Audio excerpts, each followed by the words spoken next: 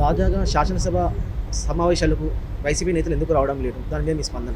ఒకటి, ఈ వైఎస్ఆర్సీపీ నాయకులకి ఓటమి తాలూకా భయం అనేది క్లారిటీగా కనబడుతూ ఉంది.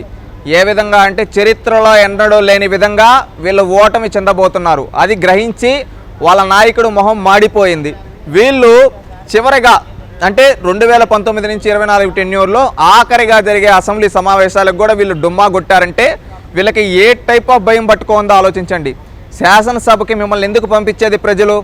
శాసనసభకి మీరు ప్రజలకి జవాబుదారీతనంగా ఉండాలి, ప్రజా సమస్యల్ని శాసనసభలో మాట్లాడాలని మిమ్మల్ని ప్రజాప్రతినిధులుగా ఎన్నుకొని శాసనసభకు పంపిస్తున్నారు ప్రజలు. మీరిక్కడ ప్రజా సమస్యల గురించి మాట్లాడడం ఆపేసి వ్యక్తిగత దూషణలను ఏ రోజైతే మొదలుపెట్టారో ఆ రోజే ప్రజలు మీ మొహాన్ని చీకొట్టడం మొదలుపెట్టారు. ఎందుకంటే మనం గతంలో చూస్తే ఇదే పార్టీకి సంబంధించిన అనేక మంది శాసనసభ్యులు ప్రతిపక్ష నాయకుల యొక్క కుటుంబ సభ్యుల్ని, హౌస్లో లేని వ్యక్తుల్ని తీసుకొని వచ్చి వక్రబుద్ధితో బూతులు, ఈ విధంగా అన్పార్లమెంటరీ ఓట్స్ వాడారు.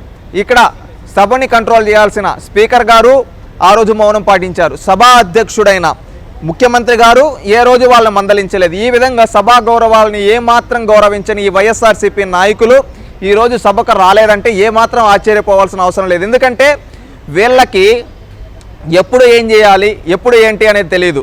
ఎందుకంటే వీళ్ళు ఓటమి చెందబోతున్నారు. ఆ ఓటమి భయంలో ఈరోజు వీళ్ళు ఈ విధంగా డుమా కొట్టారు. ఎందుకంటే ఇన్నేళ్ళు ప్రజలు గెలిపించారు, మాకు ఇంకేముందిలే, ఇంకేం మేము వస్తాంలే, ఇంకేం చేస్తాంలే, ఇంకేం మనం వచ్చేదేముంది, వీళ్ళు పోతే ఏమన్నా చేస్తారా అనే స్థాయికి దిగజారిపోయారు. ఈ 5 ఏళ్ళలో ఒక్కరోజు కూడా అర్థవంతమైన చర్చ చేయలేదు శాసనసభలో. వీళ్ళు ఏం చేశారు? ఈ 5 ఏళ్లలో ఒక్క బిల్లు అయినా మంచి బిల్లు పెట్టారా అంటే లేదు. ఒక్క బిల్లు కూడా మంచి బిల్లు పెట్టలా. ఒక్క దగ్గర కూడా ప్రజలకు ఉపయోగపడే చట్టాలు చేయలేదు. ఏమంటే ప్రజా వ్యతిరేక చట్టాలు చేశారు ఈ 5 ఏళ్ళు వీళ్ళు శాసనసభలో. ఈ 5 ఏళ్ళగా వీళ్ళు శాసనసభలో ఎంతోమంది డుమ్మా కొట్టారు. శాసనసభలో జగన్మోహన్ రెడ్డి గారి భజన చేశారు తప్పితే వాళ్ళ నియోజకవర్గంలో ప్రజలు పడుతున్న కష్టాల గురించి ఒక్క శాసనసభ్యుడు కూడా మాట్లాడలేదు. అది ఈ 151 మంది ఎమ్మెల్యేల పరిస్థితి. ఈరోజు రాష్ట్రంలో ప్రజలు అందరూ గ్రహిస్తూ ఉన్నారు. ఏమని గ్రహిస్తూ ఉన్నారంటే వీళ్ళని మనం ఓట్లేసి గెలిపించాం శాసనసభ, వీళ్ళు మన నియోజకవర్గ అభివృద్ధి గురించి మాట్లాడాలరా, వీళ్ళు మన నియోజకవర్గ అభివృద్ధి గురించి మాట్లాడకుండా వీళ్ళు ఏం చేస్తున్నారంటే ఈరోజు ఎవరిని పడితే వాళ్ళని బూతులు మాట్లాడుతున్నారు. మన నియోజకవర్గ సమస్యలను గాలి కొదిలి జగన్మోహన్ రెడ్డి మెప్పు కోసం వీళ్ళ ఎమ్మెల్యే టికెట్ల కోసం మాట్లాడుకుంటున్నారు. ఇలాంటి వ్యక్తులు మనకు అవసరమా?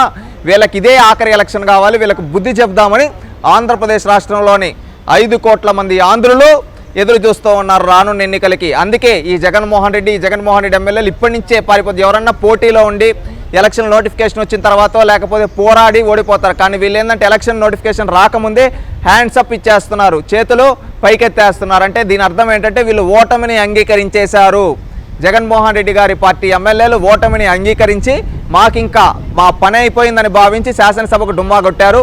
ఇది ప్రజలందరూ గ్రహిస్తున్నారు. రానున్న ఎన్నికల్లో వీళ్ళు 5 ఏళ్లలో శాసనసభలో ఒక్క అర్థవంతమైన చర్చ చేయకపోవడానికి వీళ్ళు మనం గెలిపించిందా అని భావించి రేపు రానున్న 2024 సార్వత్రిక ఎన్నికల్లో తెలుగుదేశం పార్టీని గెలిపించడానికి ప్రజలు సిద్ధమయ్యారు. అదేవిధంగా ఈ జగన్మోహన్ రెడ్డి ప్రభుత్వాన్ని, వైసీపీని భూస్థాపితం చేయడానికి ఆంధ్రప్రదేశ్ రాష్ట్ర ప్రజలు సిద్ధంగా ఉన్నారని తెలియజేస్తున్నాం.